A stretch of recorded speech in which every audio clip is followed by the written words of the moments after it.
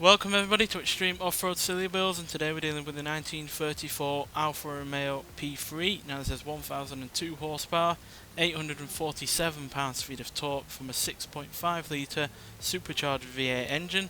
The car itself now weighs 1,882 pounds, now has off-road tyres, all-wheel drive and off-road suspension, and it can do 0 to 60 in 1.804 seconds, 0 to 100 in 3.563 seconds, and do 219 miles an hour.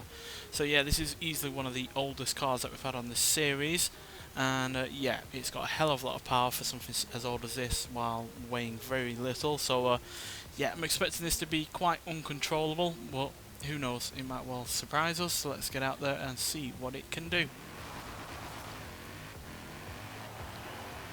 So yeah, surprisingly could get more than 600 horsepower out of this car with its original engine despite its age, but decided to put a more modern engine in just to hopefully give it more of a chance of being quick.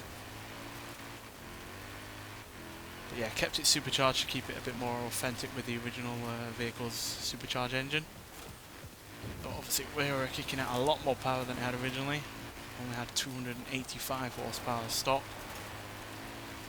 But you have to remember that's 85 horsepower in terms of 1930s technology.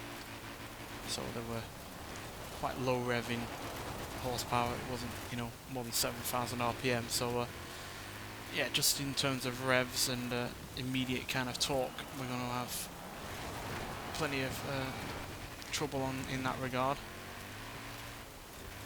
Never mind the all-wheel drive system and the off-road elements. So yeah, let's see what it can do in terms of speed.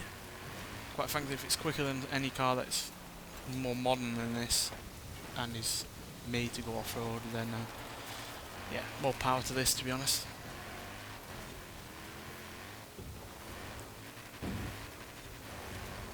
We really are asking a lot from it.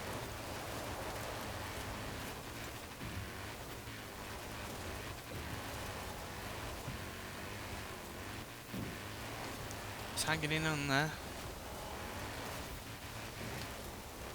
Surprised we've not had more trouble from it.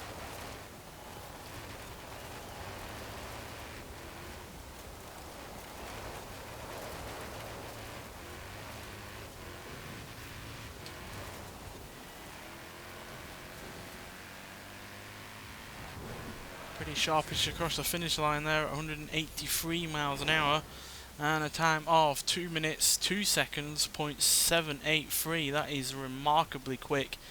In fact, that is the exact same time as the 2019 Chevrolet Corvette ZR1, and it's also faster than a Maserati Levante S, which is an SUV, a Toyota Sleeker GT4, which is a road-going rally car, a Toyota MR2 GT, Ferrari 166mm Barchetta, which is 14 years newer than this, Ford GT70, Ferrari 250LM, Maserati MC12 and a Lamborghini Sesto Elemento.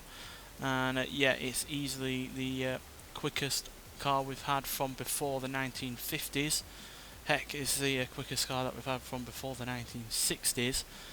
With only the likes of a Aston Martin DBS Superleggera, Lamborghini Urus, Zenvo TSRS being quicker, whereas a car that is even remotely as old as this, a Porsche 718 RS60 and a Ford GT40 Mark 1 being quicker as well. So yeah, for a car that is 86 years old, that is not bad whatsoever, and yeah, had very little in the way of wrong with it as well. Obviously we hit a few walls here and there, but that's just down to controllability and getting used to the vehicle.